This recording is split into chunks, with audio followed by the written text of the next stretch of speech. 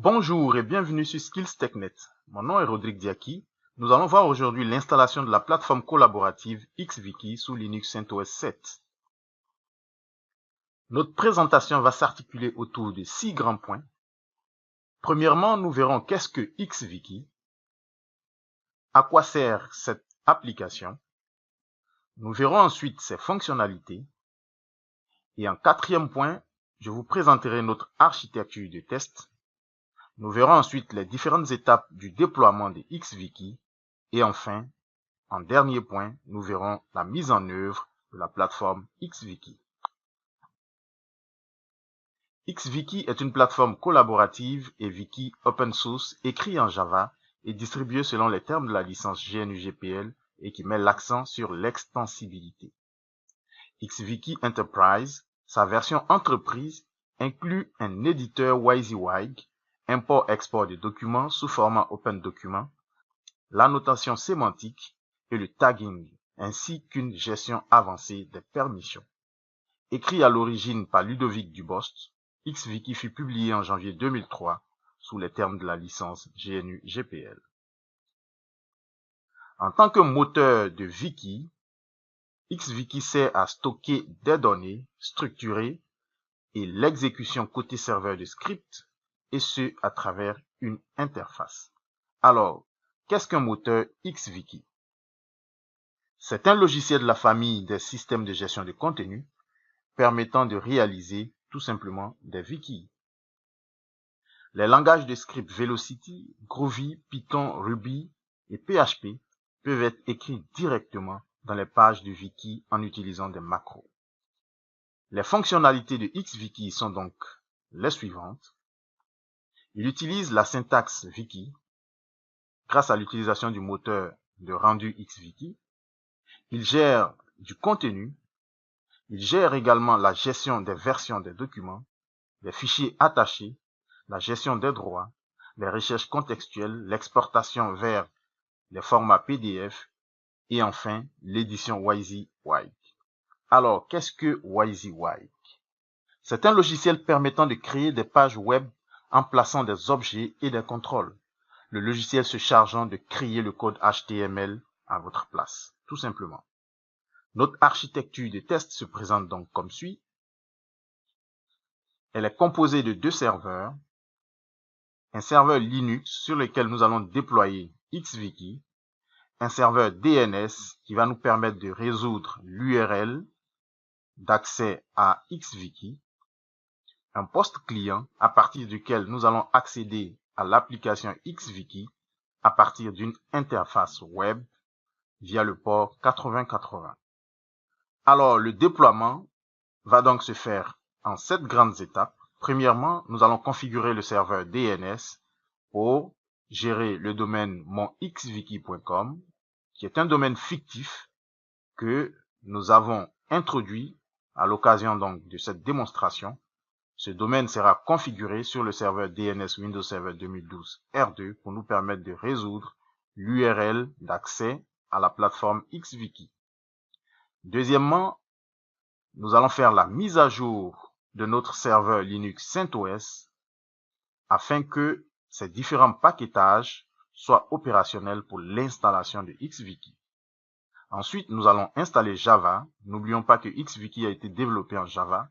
Nous avons donc besoin de tous les paquetages Java sur notre serveur Linux CentOS. Nous allons ensuite télécharger le fichier d'installation de XWiki et nous allons l'installer sur notre serveur Linux CentOS. Nous ouvrirons ensuite le port 8080 qui est le port par défaut de XWiki via notre pare-feu Linux. Et enfin, en dernière position, nous allons accéder à l'application via un navigateur que nous allons lancer sur notre poste client Windows 10. Nous partons donc tout de suite avec la mise en œuvre de XWiki. Alors, dans cette première étape, nous allons configurer le serveur DNS pour gérer le domaine monxwiki.com. Avant donc de configurer notre serveur DNS, je voudrais simplement vous rappeler que notre environnement de travail est constitué de 2 serveurs, un serveur Linux CentOS que voici, un serveur DNS configuré sous Windows Server 2012 R2 et un poste client qui tourne sous Windows 10. Alors, je vous conseille de vous référer à la vidéo VLI 006, configuration du serveur Apache HTTP Server sous Linux CentOS 7, pour voir comment notre serveur DNS a été configuré à l'origine. Pour configurer donc notre domaine monxviki.com, nous allons lancer le gestionnaire de serveurs. Dans le menu Outils, je clique sur DNS. Et là, dans la zone de recherche directe, je fais un clic droit, suivant, et ici, je vais saisir le nom de mon domaine, donc monxviki.com.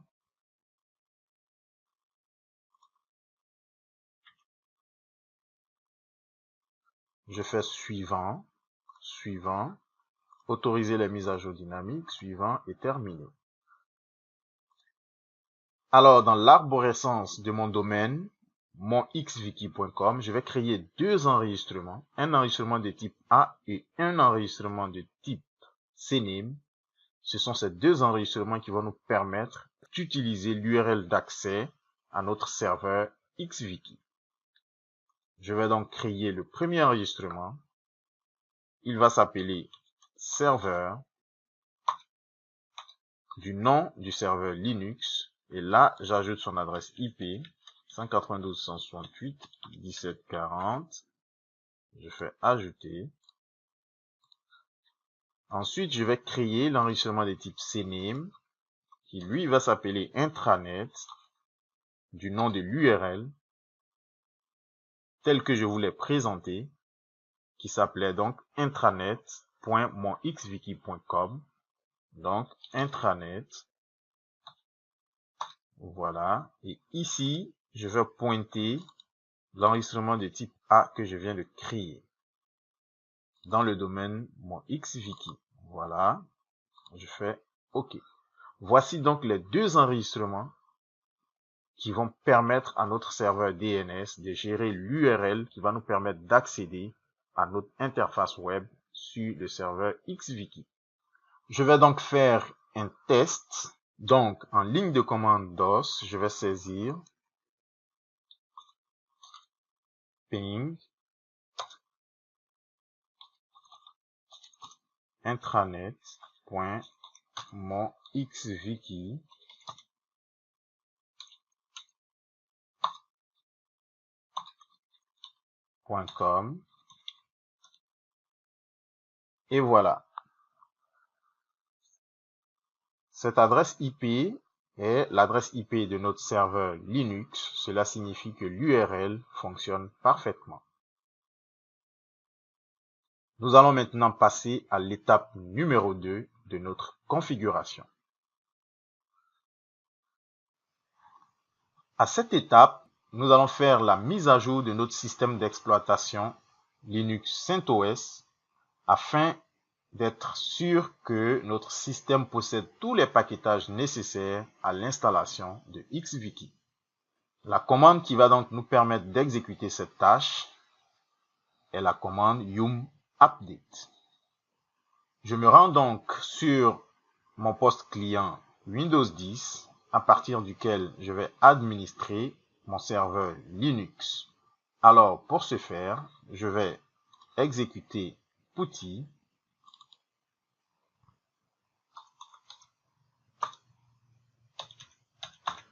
voilà.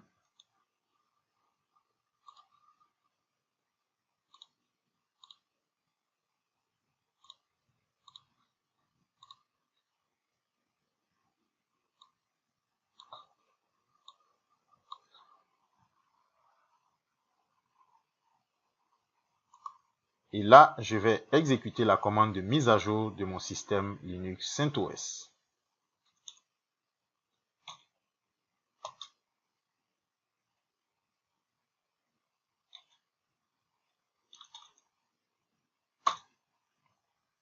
Alors, je rappelle encore une fois que mon serveur Linux est connecté à Internet. Cela nous permet donc de pouvoir exécuter des commandes de mise à jour, des commandes de téléchargement de paquetage depuis Internet pour l'installation de nos différentes applications. Ici, je fais donc Yes et il commence à télécharger tous les paquetages nécessaires à la mise à jour de notre système d'exploitation Linux CentOS 7. Alors ici, je vais encore répondre oui, parce que là, il me propose tous les paquetages de mise à jour qui vont être installés. Donc je réponds oui et je fais entrer.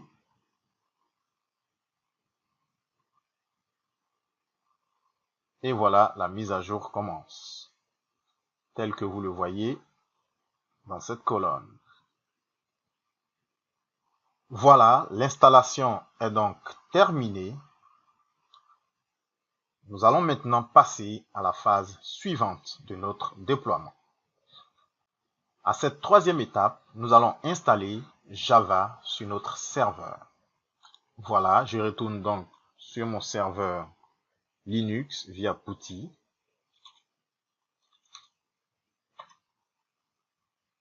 Et je saisis la commande yum installe Java.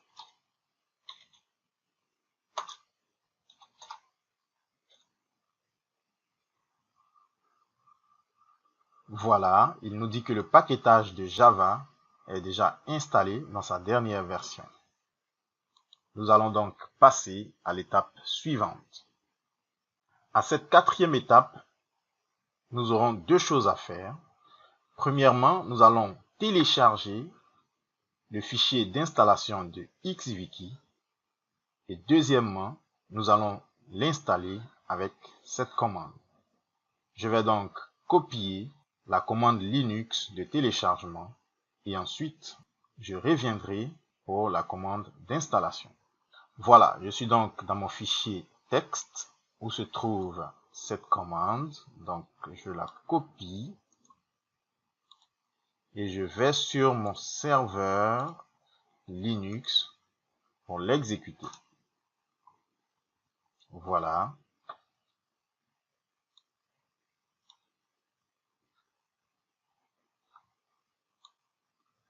Le téléchargement du fichier d'installation de XViki est donc en cours.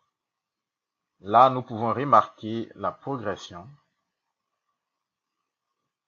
Et le fichier qui est en train d'être téléchargé est celui-ci. Nous attendons donc patiemment la fin du téléchargement pour lancer l'installation à partir du fichier téléchargé. Voilà, le téléchargement est terminé. Je vais donc chercher ma commande d'installation et l'exécuter dans PuTTY.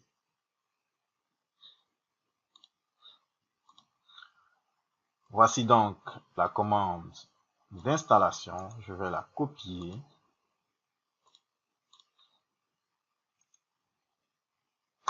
Et je l'exécute sur mon serveur Linux. Là, le système me demande d'appuyer sur 1 pour continuer. Je fais 1, je fais entrer. Ici, nous avons donc la licence d'installation. Voilà. Je fais encore 1 pour continuer. 1 encore pour continuer. Ici, on me demande de spécifier un chemin d'installation. Par défaut, XViki sera installé dans USR local. Je vais donc choisir ce chemin par défaut en faisant 1. Donc, je fais 1 pour accepter. Je fais encore 1. Voilà. Ensuite, je vais faire oui pour accepter cette condition et 1 pour continuer. Et nous attendons patiemment le déploiement des différents packages. C'est donc un processus très simple qui est très bien guidé. Donc, on est sûr de ne pas se tromper. Il suffit de suivre les différentes recommandations à l'écran. Voilà, ici encore, je vais faire un oui. Voilà.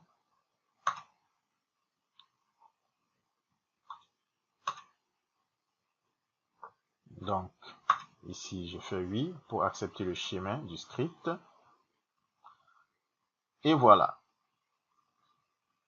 L'installation est donc terminée avec le message de réussite de cette partie. Nous allons donc continuer en passant à la phase suivante.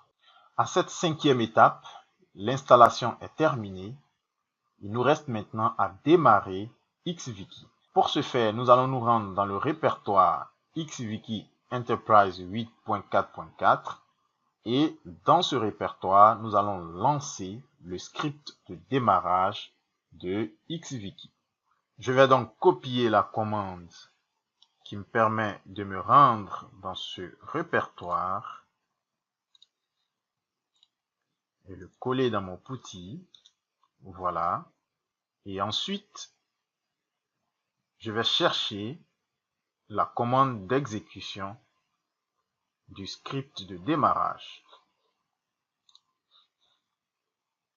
Voilà.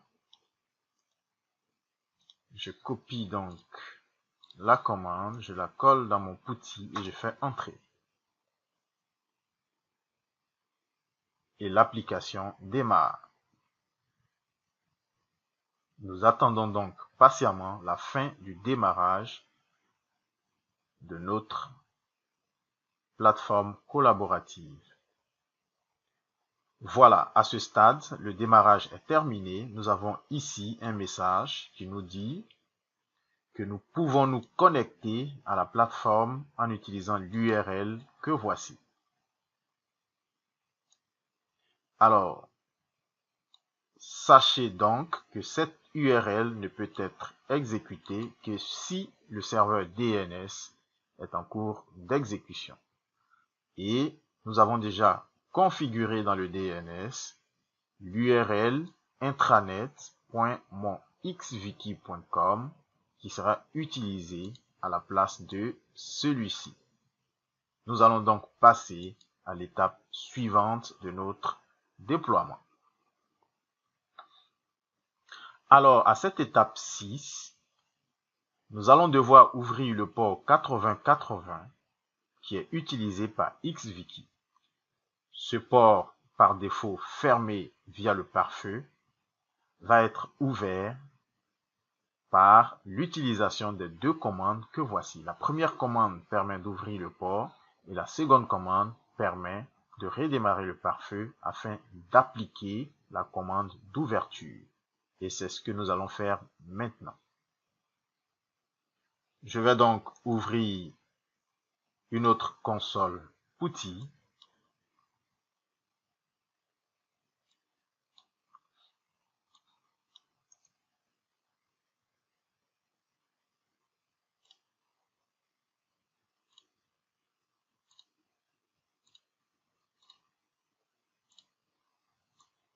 Voilà.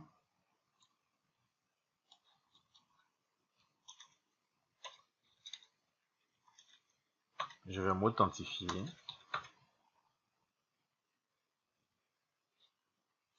Copier la première commande d'ouverture du port 8080. Je la copie dans mon interface PuTTY, je fais entrer. Voilà, success. Donc le port est ouvert. Il faut maintenant redémarrer le pare-feu. Je copie donc la seconde commande pour redémarrer le pare-feu. Voilà. Je vais donc lancer mon navigateur.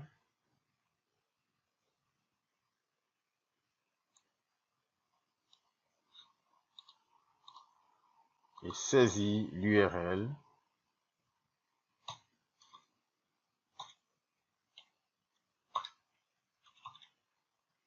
que nous avions configuré dans notre serveur DNS. Donc, je mets intranet point mon xviki.com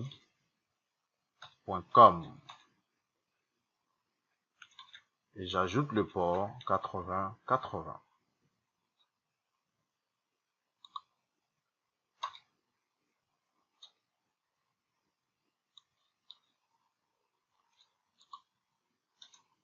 Et je fais entrer. Voilà, notre serveur Wiki démarre donc. Là, nous voyons très bien le chargement dans l'interface web. Nous restons donc patients à attendre la fin du chargement de l'application. Et voilà. Notre plateforme est donc chargée. Ici, nous avons un petit tutoriel qui nous montre rapidement les différentes parties de cette interface. Donc là, je vais faire suivant. Alors, donc sur la gauche, nous avons donc deux panneaux. Le premier panneau pour les applications et le second panneau pour les navigations. Ensuite, nous avons une barre d'adresse qui nous permet de rechercher où se trouvent nos différentes pages. Et là, nous avons donc le contenu de nos pages où nous pouvons faire de l'édition de contenu. Et tout à fait à droite, nous avons un bouton qui contient différentes actions qui nous permettent d'éditer, de créer et d'administrer ou encore d'effacer des pages. Tout à fait en bas, au bas de la page, nous avons la possibilité d'attacher des fichiers, de visualiser l'historique de nos différentes transactions. Ensuite, nous avons notre bouton de recherche qui nous permet de chercher du contenu dans notre XWiki. Voilà, le petit tour est terminé. Nous allons maintenant accéder avec empressement à la nouvelle interface de notre application collaborative XWiki. Voici donc comment se présente l'interface. Ici, nous avons donc une petite vidéo qui nous envoie sur YouTube pour visualiser de façon très succincte ce que XWiki est capable de faire. Je vais donc lancer cette petite vidéo. Voilà.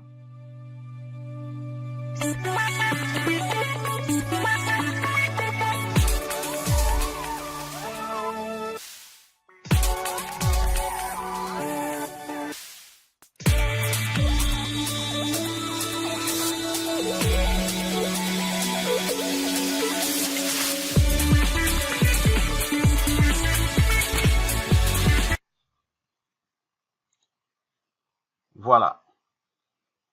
Nous reviendrons donc sur cette application dans une autre vidéo beaucoup plus étendue sur le fonctionnement de XWiki. Pour l'instant, l'installation est terminée.